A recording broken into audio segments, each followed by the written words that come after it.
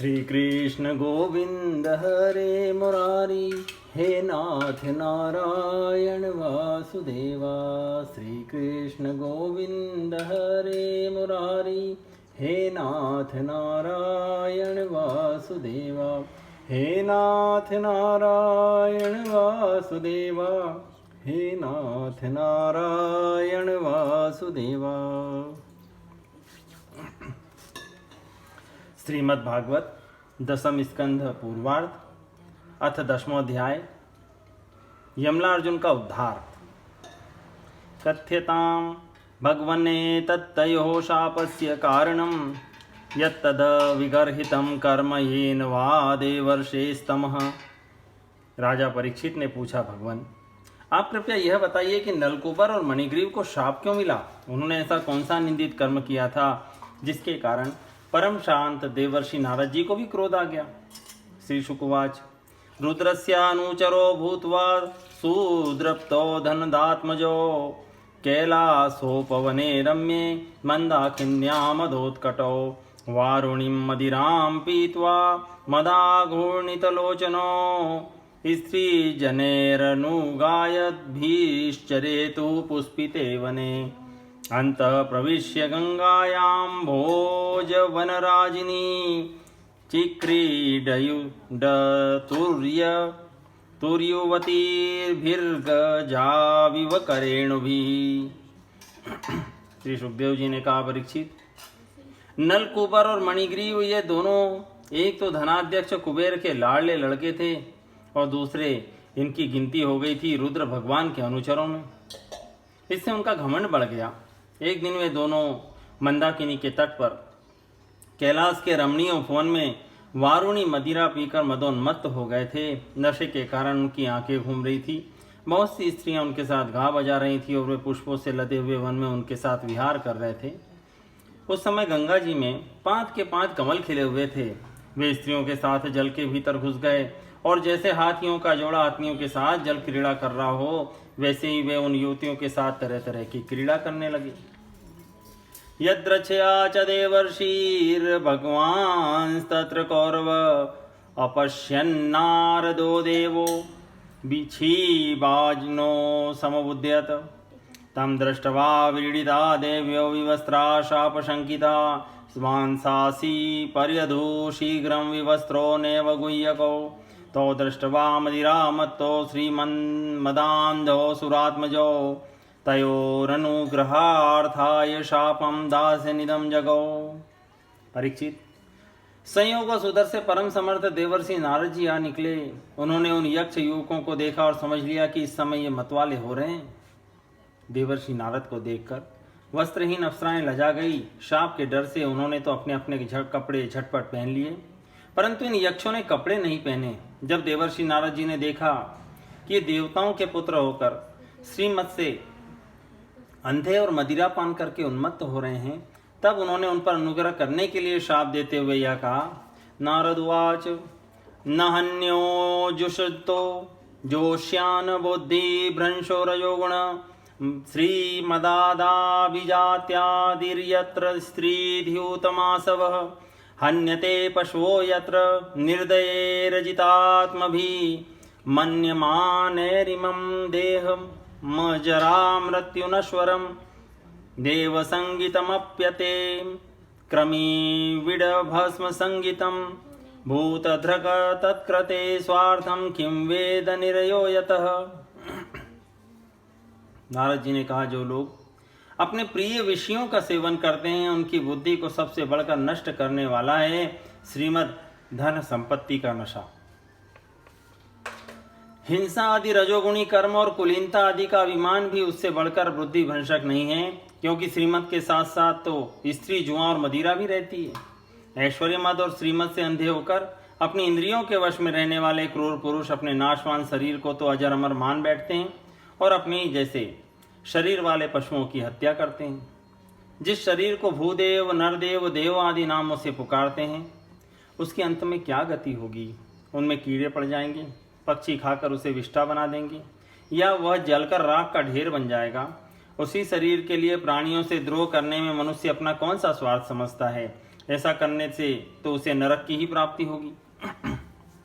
देह किमन्न दातु स्वं निषेक्तुर्मातुरेव च मातु पितुर्वा बलिना क्रेतुरग्नेषु नोऽपि वा एवं साधारणं देहम् अवक्त्यं प्रभवाप्ययम् को विद्वानात्मसात् कृत्वा हन्ति जन्तूनृते सतः असतः श्रीमदान्धस्य दारिद्र्यं परमञ्जनम् आत्मोपम्येन भूतानि दरिद्रः परमीक्षते यथा कण्टकविद्धाङ्गो जन्तोनेच्छति तां व्यथां जीवसाम्यं गतो लिङ्गेन यथा विद्धकण्टकः दरिद्रो निरहंस्तम्भो मुक्तः सर्वमदैरिह कृच्छं यद्रक्षयाप्नोति तद्धि तस्य परं तपः नित्यं क्षुक्ष्वात्म देहस्य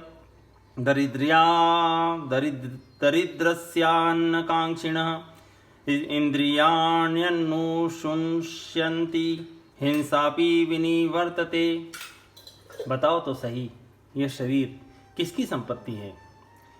अन्न देकर पालने वाले की है या गर्भाधान कराने वाले पिता की?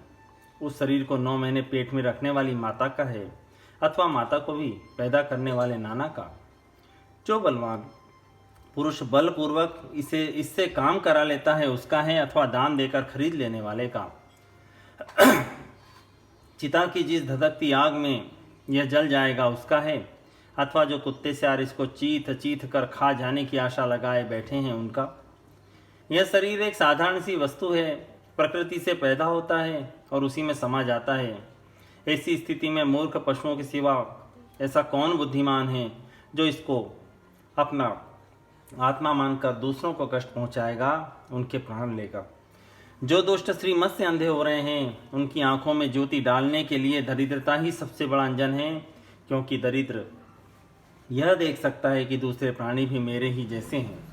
जिसके शरीर में एक बार कांटा गड़ जाता है वह नहीं चाहता कि किसी भी प्राणी को कांटा गड़ने की पीड़ा सहनी पड़े, क्योंकि उस पीड़ा और उसके द्वारा होने वाले विकारों से वह समझता है कि दूसरे को भी वैसी ही पीड़ा होती है। परंतु जिसे कभी कांटा गड़ा ही नहीं वह उसकी पीड़ा का अनुमान नहीं कर सकता।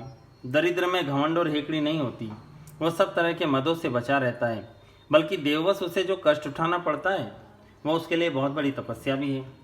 जिसे प्रतिदिन भोजन के लिए अन्न जुटाना पड़ता है, भूख से जिसका शरीर दुबला पतला हो गया है, उस दरिद्र की इंद्रियां भी अधिक विषय नहीं भोगना चाहती, सूख जाती हैं। और फिर अपने भोगों के लिए दूसरे प्राणियों को सताता नहीं, उनकी हिंसा नहीं करता।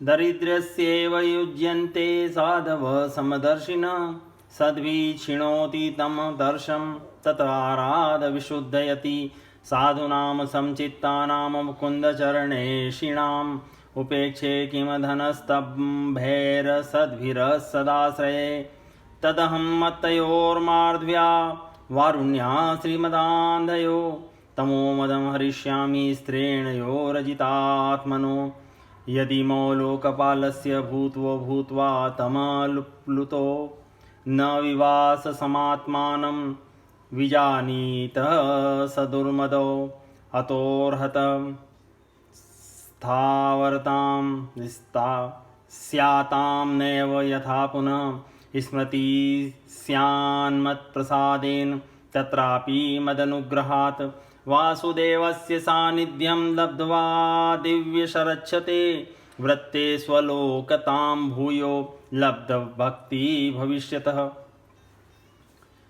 यद्यपि साधु पुरुष समदर्शी होते हैं, फिर भी उनका समागम दरिद्र के लिए ही सुलभ है, क्योंकि उसके भोग तो पहले ही से ही छूटे हुए हैं। अब संतों के संग से उसकी लालसा तृष्णा भी मिट जाती है और शीघ्र ही उसका अंतःकरण शुद्ध हो जाता है। यहाँ विश्लेषण आता है, धनी पुरुष में 3 दोष होते हैं, धन, धन का अभिमान और धन की तृष्णा। दरिद्र पुरुष में पहले 2 नहीं होते, केवल तीसरा ही दोष रहता है। इसलिए सत्पुरुषों के संग से धन की तृष्णा मिट जाने पर धनियों की अपेक्षा उसका शीघ्र कल्याण हो जाता है। जिन महात्माओं के चित्त में सबके लिए रमता है, जो केवल भगवान के चरणार बिंदों का मकरंद रस पीने के लिए सदा उत्सुक रहते हैं, उन्हें दुर्गुणों के खजाने अथवा दुराचारियों की जीविका चलाने वाले और धन के मत से मत वाले दुष्टों की क्या आवश्यकता है। वे तो उनकी उपेक्षा के ही पात्र हैं। यहाँ विश्लेषण आता है, धन स्वयं एक दोष है। 7वें स्कंद में कहा है, जितने से पेट भर जाए उससे अधिक को अपना मानने वाला चोर है और दंड का पात्र है। सस्तेनो दंड मरहति, भगवान भी कहते हैं, जिस पर मैं अनुग्रह करता हूँ उसका धन छीन लेता हूँ। इसी से सत्पुरुष प्राय धनियों की उपेक्षा करते हैं। ये दोनों यक्ष वारुणी मदिरा का पान करके मतवाले और श्रीमत से अंधे हो रहे हैं। अपनी इंद्रियों के अधीन रहने वाले इन स्त्री लंपट यक्षों का अज्ञान जनित मद में चूर चूर कर दूंगा। देखो तो सही कितना अनर्थ है कि ये लोकपाल कुबेर के पुत्र होने पर भी मदोन्मत्त होकर अचेत हो रहे हैं और इनको इस बात का भी पता नहीं है कि हम बिल्कुल नंग धड़ंग हैं।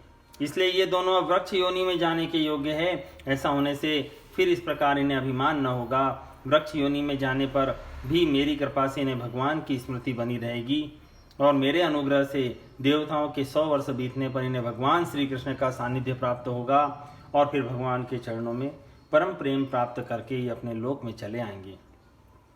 श्री शुकवाच एवं मुक्त्वा स देवर्षिर्गतो नारायणाश्रमं नलकुबरमणिग्रीवा वासतुर्यमलार्जुनो।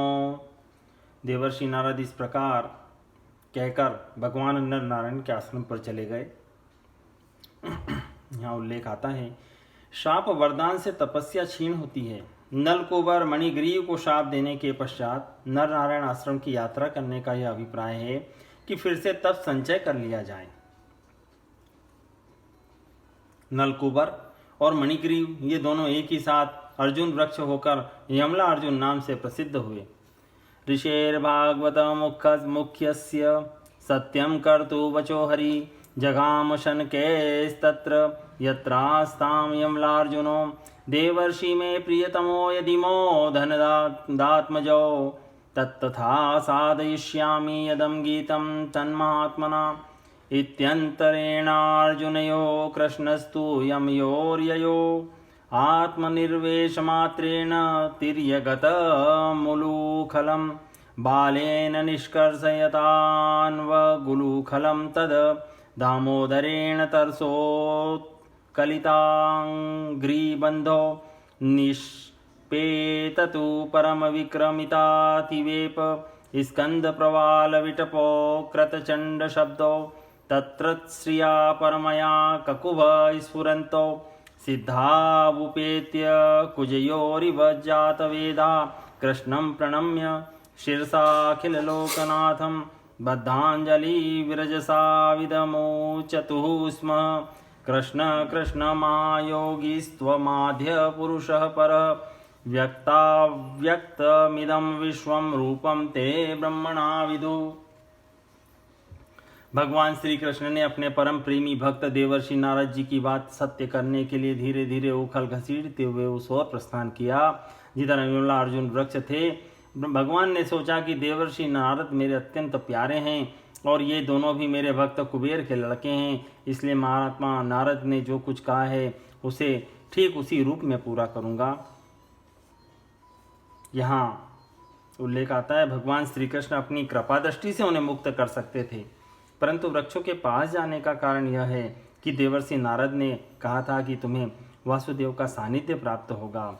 और एक पूर्व का नारद जी ने यह कहा कि मैंने यक्षों पर जो अनुग्रह किया है वह बिना तपस्या के पूर्ण नहीं हो सकता है, इसलिए मैं अपने आराध्य देव एवं गुरुदेव नारायण के सम्मुख अपना कृत्य निवेदन करने के लिए वहाँ जाऊँगा, नर नारायण के आश्रम पर। यह विचार करके भगवान श्री कृष्ण दोनों वृक्षों के बीच में घुस गए। वे तो दूसरी ओर निकल गए, परंतु उखल टेढ़ा होकर अटक गया। वृक्षों के बीच में जाने का आशय है कि भगवान जिसके अंतर्देश में प्रवेश करते हैं उसके जीवन में क्लेश का लेश भी नहीं रहता। भीतर प्रवेश किए बिना दोनों का एक साथ उद्धार भी कैसे होता। दामोदर भगवान श्री कृष्ण की कमर में रस्सी कसी हुई थी। उन्होंने अपने पीछे लुढ़कते हुए उखल को ज्यों ही तनिक जोर से खींचा त्यों ही पेड़ों की सारी जड़ें उखड़ गई। जो भगवान के गुण भक्त वात्सल्य आदि सद्गुण या रस्सी से बंधा हुआ है वह तिर्यक गति पशु पक्षी या टेढ़ी चाल वाला ही क्यों न हो, दूसरों का उद्धार कर सकता है। दामोदर भगवान ने अब समस्त बल विक्रम के केंद्र भगवान का तनिक सा जोर लगते ही पेड़ों के तने, शाखाएं, छोटी छोटी डालियां और एक एक पत्ते कांप उठे और वे दोनों बड़े जोर से तड़तड़ाते हुए पृथ्वी पर गिर पड़े। उन दोनों वृक्षों में से अग्नि के समान तेजस्वी 2 सिद्ध पुरुष निकले। उनके चमचमाते हुए सौंदर्य से दिशाएं दमक उठी। उन्होंने संपूर्ण लोकों के स्वामी भगवान श्री कृष्ण के पास आकर उनके चरणों में सिर रखकर प्रणाम किया और हाथ जोड़कर शुद्ध हृदय से वे उनकी इस प्रकार स्तुति करने लगे। उन्होंने कहा, सच्चिदानंद स्वरूप, सबको अपनी ओर आकर्षित करने वाले परम योगेश्वर श्री कृष्ण, आप प्रकृति से अतीत स्वयं पुरुषोत्तम हैं। वेदज्ञ ब्राह्मण यह बात जानते हैं कि यह व्यक्त और अव्यक्त संपूर्ण जगत आपका ही रूप है। अपने अनुयायी के द्वारा किया हुआ काम जितना यशस्कर होता है उतना अपने हाथ से नहीं, मानो यही सोचकर अपने पीछे पीछे चलने वाले उखल के द्वारा उनका उद्धार करवाया। ऐसे थे भगवान श्री कृष्ण। त्वमेकः सर्वभूतानां देहः स्वात्मेन्द्रियेश्वर, त्वमेय कालो भगवान विष्णुरव्यय ईश्वरः, त्वं महान् प्रकृति सूक्ष्मा रज सत्तत्व मोमयी, त्वमेव पुरुषोऽध्यक्ष सर्वक्षेत्र विकारवित्, ग्रहमाणे स्वमग्राह्यो विकारे प्राकृते गुणे, कोन विहारहति विज्ञातुं प्रसिद्धं गुणसंवृतः, तस्मै तुभ्यं भगवते वासुदेवाय वेदसे, आत्मधोत गुणेश्छन्न महिम्ने ब्रह्मणे नमः। यस्यावताराया ज्ञायन्ते शरीरेष्वशरीरिणः, तैस्ते तुल्यातिशैर्वीर्ये देहि स्वसंगते, स्वभवान् सर्वलोकस्य भवाय विभवाय च, अवतीर्णो शभागेन साम्प्रतं पतिराशिराशिषां, नमः परमकल्याण नमः परममङ्गल, वासुदेवाय शान्ताय यदूनां पतये नमः। अनुजानीनो भूमंस्तवानुचर किंकरो, दर्शनं नो भगवत ऋषेरासीदनुग्रहात्, वाणी गुणानुकथने श्रवणो कथायां, हस्तो च कर्मसु मनस्तव पादयोर्नः, स्मृत्यां शिरस्तव निवास जगत्प्रमा प्रणामे, दृष्टि सतां दर्शनेस्तु भवत्तनूनाम्। आप ही समस्त प्राणियों के शरीर, प्राण, अंतःकरण और इंद्रियों के स्वामी हैं तथा आप ही सर्वशक्तिमान, काल, सर्वव्यापक एवं अविनाशी ईश्वर हैं। आप ही महत्त्व और वह प्रकृति हैं जो अत्यंत सूक्ष्म एवं सत्वगुण, रजोगुण और तमोगुण रूपा है। आप ही समस्त स्थूल और सूक्ष्म शरीरों के कर्म, भाव, धर्म और सत्ता को जानने वाले सबके साक्षी परमात्मा हैं। वृत्तियों से ग्रहण किए जाने वाले प्रकृति के गुणों और विकारों के द्वारा आप पकड़ में नहीं आ सकते। स्थूल और सूक्ष्म शरीर के आवरण से ढका हुआ ऐसा कौन सा पुरुष है जो आपको जान सके, क्योंकि आप तो उन शरीरों के पहले भी एक रस विद्यमान थे। समस्त प्रपंच के विधाता भगवान वासुदेव को हम नमस्कार करते हैं। प्रभु, आपके द्वारा प्रकाशित होने वाले गुणों से ही आपने अपनी महिमा छिपा रखी है। पर ब्रह्म स्वरूप श्री कृष्ण, हम आपको नमस्कार करते हैं। आप प्राकृत शरीर से रहित हैं, फिर भी जब आप ऐसे पराक्रम प्रकट करते हैं जो साधारण शरीरधारियों के लिए शक्य नहीं है और जिनसे बढ़कर तो क्या, जिनके समान भी कोई नहीं कर सकता, तब उनके द्वारा उन शरीरों में आपके अवतारों का पता चल जाता है। प्रभु, आप ही समस्त लोगों के अभ्युदय और निश्रेयस के लिए इस समय अपनी संपूर्ण शक्तियों से अवतीर्ण हुए हैं। आप समस्त अभिलाषाओं को पूर्ण करने वाले हैं। परम कल्याण साध्य स्वरूप आपको नमस्कार है। परम मंगल साधन स्वरूप आपको नमस्कार है। परम शांत सबके हृदय में विहार करने वाले यदुवंश शिरोमणि श्री कृष्ण को नमस्कार है। अनंत हम आपके दासानुदास हैं, आप यह स्वीकार कीजिए। देवर्षि भगवान नारद के परम अनुग्रह से ही हम अपराधियों को आपका दर्शन प्राप्त हुआ है। प्रभु, हमारी वाणी आपके मंगलमय गुणों का वर्णन करती रहे, हमारे कान आपकी रस भरी कथा में लगे रहें, हमारे हाथ आपकी सेवा में और मन आपके चरण कमलों की स्मृति में रम जाएं। यह संपूर्ण जगत आपका निवास स्थान है। हमारा मस्तक सबके सामने झुका रहे। संत आपके प्रत्यक्ष शरीर है। हमारी आंखें उनके दर्शन करती रहें।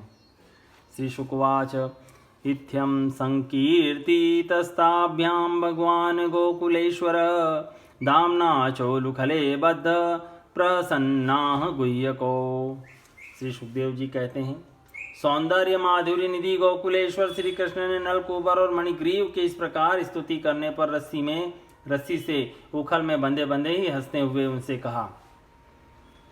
यहाँ उल्लेख आता है, सर्वदा मैं मुक्त रहता हूँ और बद्ध जीव मेरी स्तुति करते हैं। आज मैं बद्ध हूँ और मुक्त जीव मेरी स्तुति कर रहे हैं। यह विपरीत दिशा देखकर भगवान को हंसी आ गई। बताइए भगवान कहाँ बंधते हैं? पर यहाँ भगवान बंधे हुए हैं और भक्त जो है वो मुक्त हैं। श्री भगवान उवाच ज्ञातम मम पूर्वेत दृशिणा करुणात्मना रक्षी मदान्धयोर्वाग्भिर्विभ्रंशोऽनुग्रह कृत साधूनां समचित्तानां सुतरां मत्कृतात्मनां दर्शनान्नो भवेद बन्ध पुंसोक्ष्णो सवितुर्यथा तद्गच्छतं मत्परमो नलकूबरसादनं संजातो मयि भावो वामीप्सित परमो भव। श्री भगवान ने कहा, तुम लोग श्रीमत से अंधे हो रहे थे। मैं यह पहले से ही बात ये जानता था कि परम कारुणिक देवर्षि नारद ने श्राप देकर तुम्हारा ऐश्वर्य नष्ट कर दिया तथा इस प्रकार तुम्हारे ऊपर कृपा की। जिनकी बुद्धि समदर्शिनी है और हृदय पूर्ण रूप से मेरे प्रति समर्पित है, उन साधु पुरुषों के दर्शन से बंधन होना ठीक वैसे ही संभव नहीं है जैसे सूर्योदय होने पर मनुष्य के नेत्रों के सामने अंधकार का होना। इसलिए नलकूबर और मणिग्रीव, तुम लोग मेरे परायण होकर अपने अपने घर जाओ। तुम लोगों को संसार चक्र से छुड़ाने वाले अनन्य भक्ति भाव की जो तुम्हें अभीष्ट है प्राप्ति हो गई है। श्री शुकवाच इत्युक्तो तो परिक्रम्य प्रणम्य च पुनः पुनः बद्धोलुखलमामन्त्र्य जन जगमतुर्दिशमुत्तराम। श्री सुखदेव जी कहते हैं, जब भगवान ने इस प्रकार कहा तब उन दोनों ने उनकी परिक्रमा की और बार बार प्रणाम किया। इसके बाद उखल में बंधे हुए सर्वेश्वर की आज्ञा प्राप्त करके उन लोगों ने उत्तर दिशा की यात्रा की। यक्षों ने विचार किया कि जब तक यह सगुण रस्सी में बंधे हैं अभी तक तो हमें इनके दर्शन हो रहे हैं, निर्गुण को तो मन में सोचा भी नहीं जा सकता। इसी से भगवान के बंधे रहते ही वे चले गए। स्वस्त्यस्तु उलूखल सर्वदा श्री कृष्ण गुणशाली एव भूयाः। उखल तुम्हारा कल्याण हो, तुम सदा श्री कृष्ण के गुणों से बंधे ही रहो। ऐसा उखल को आशीर्वाद देकर यक्ष वहां से चले गए। इति श्रीमद्भागवते महापुराणे पारमहंस्यां संहितायां दशम स्कंदे पूर्वार्धे नारद शापो नाम 10मोऽध्याय संपूर्णम्।